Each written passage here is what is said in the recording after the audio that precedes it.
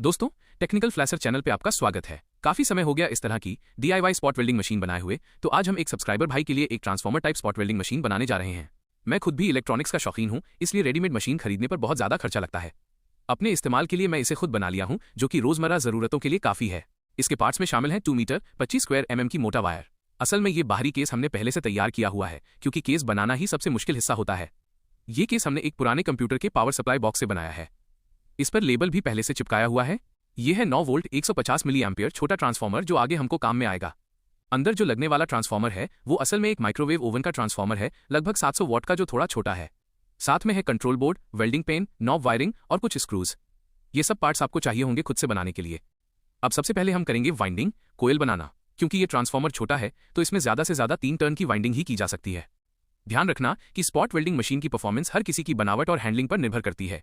जैसे कि अगर मैं इसी 700 वॉट वाले से बनाऊं तो इसका आउटपुट अच्छा रहता है, लेकिन अगर कोई और वही करे तो पावर थोड़ा कम भी हो सकता है।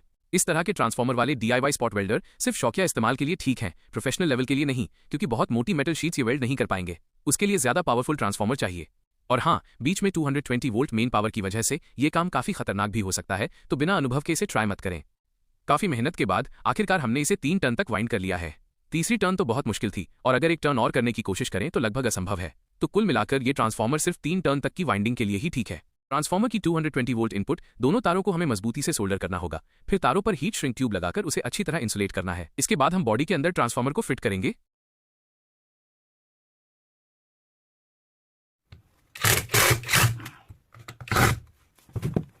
इसके बाद हमें छोटे ट्रांसफॉर्मर को भी उसी तरह मजबूती से लगाना है।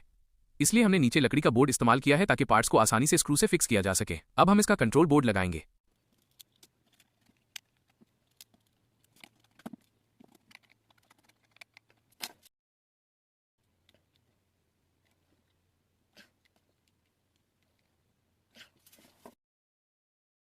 स्विच के लिए हमने पुराने केस का ही स्विच इस्तेमाल किया है, जो बाएं तरफ लगा हुआ है। 220 वोल्ट इनपुट के लिए बड़े ट्रांसफॉर्मर की ब्लैक वायर और छोटे ट्रांसफॉर्मर की एक रेड वायर को एक साथ जोड़कर सॉकेट की न्यूट्रल वाली पिन पर सोल्डरिंग कर देंगे।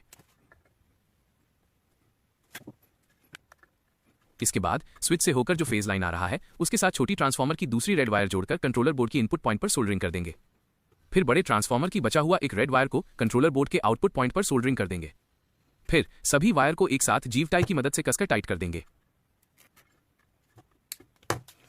अब ये काली तार जो दिख रही है ये छोटे ट्रांसफॉर्मर से निकली हुई है। ये कंट्रोल बोर्ड को पावर सप्लाई देने के लिए होती है।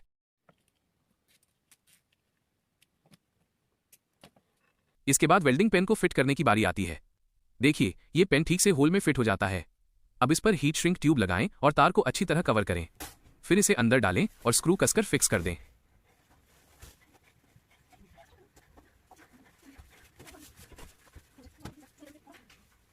दोनों वेल्डिंग पेन अब पूरी तरह तैयार हैं। इन्हें कितनी भी जोर से खींचो ये नहीं निकलेंगे।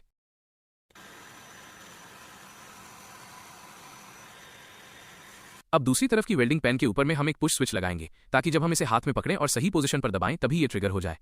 इससे काम करना बहुत आसान हो जाएगा। अगर चाहें तो स्विच का कंट्रोल पैर से दबाने वाले पेडल फुट स्विच भी लगा सकते हैं, ताकि इस्तेमाल और भी आसान हो जाए। अब एक लंबी वायर को लेकर उसका 2 सिरा कंट्रोलर बोर्ड के ट्रिगर वाली पॉइंट पर सोल्डर कर देंगे। फिर इपॉक्सी ग्लू लगाकर उसको फिक्स कर देंगे। इसके बाद दूसरी 2 सिरा पुश स्विच की 2 पिन पर सोल्डर करके टेप की मदद से वेल्डिंग पेन के साथ अच्छे से कवर कर देंगे। अब सभी तारों का कनेक्शन पूरा हो गया है। अगला स्टेप है, अब स्विच ऑन करूंगा। देखो दोस्तों, लाइट जल गई है। अब हम टेस्ट के लिए एक 0.15 मिलीमीटर ब्लेड जैसी पतली निकेल शीट लेते हैं, जो आमतौर पर बैटरी स्पॉट वेल्डिंग में इस्तेमाल होती है। पहले हम इसका टाइमिंग और करंट एडजस्ट करेंगे, फिर ट्रायल करेंगे।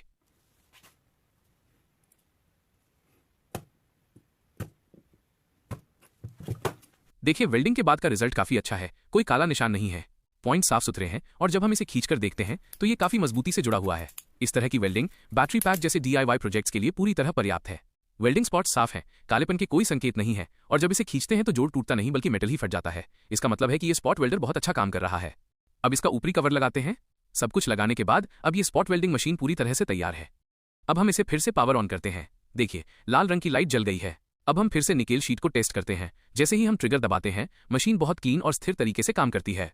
वेल्डिंग पॉइंट्स अच्छे से जुड़े हुए हैं और मजबूती भी काफी अच्छी है। जहां तक ट्रांसफॉर्मर का सवाल है, बेहतर होगा कि इसका बाहरी कवर छेदों वाला मेटल केस हो, ताकि हीट डिसिपेशन बेहतर रहे और ट्रांसफॉर्मर लंबे समय तक सही तरीके से काम करे। इसको देखने में अच्छा ही नहीं है, बल्कि वेल्डिंग परफॉर्मेंस भी बहुत बढ़िया है। DIY करने वाले शौकीन लोगों के लिए ये मशीन पूरी तरह पर्याप्त और उपयोगी है। तो इस तरह हमने इस भाई के लिए ये स्पॉट वेल्डिंग मशीन पूरी कर दी। ये मशीन मजबूत है, साफ सुथरी है और देखने में भी प्रोफेशनल लगती है। अंत में हम इस भाई का धन्यवाद करते हैं उनकी समर्थन और भरोसे के लिए।